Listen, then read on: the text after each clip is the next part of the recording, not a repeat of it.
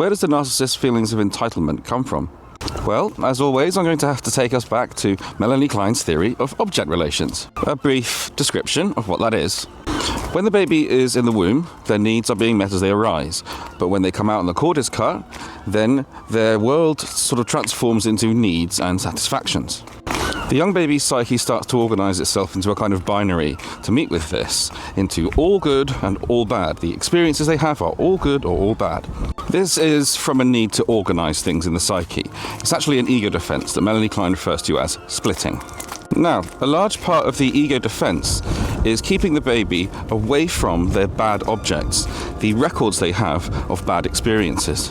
This is because at this stage, they have no ability to actually process these emotions internally themselves. This is actually where projection comes in.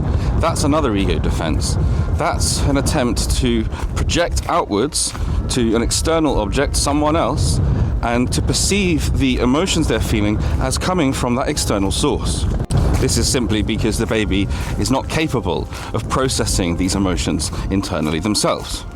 Time goes on and the baby starts to involve something else. It's called projective identification. For this, it's best to use an example. So imagine the baby's feeling aggression. Okay, so the baby projects that onto the external object just with normal standard projection, but this time they try to influence things. They try to actually cause an aggressive response in the external object, the mother. This is very early on. The kind of responses we're talking about are things like biting or attacking the breast. And yes, I'm very aware of how strange that sounds. Once the baby feels that they have managed to do this, it gives them a feeling of power, in a sense, of control, that they have some kind of influence over the external object. You could say it feels as though it can manipulate it.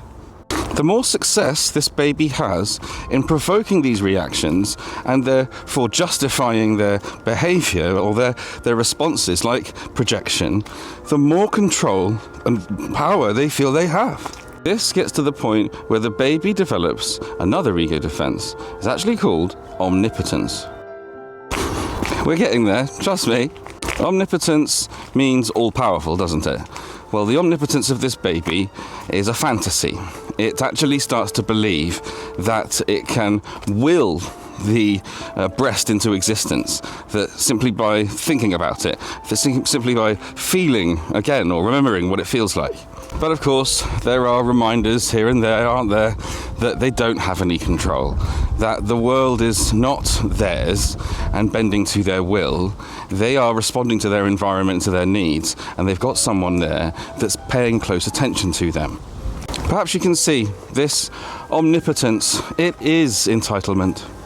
This is where a narcissist is stuck.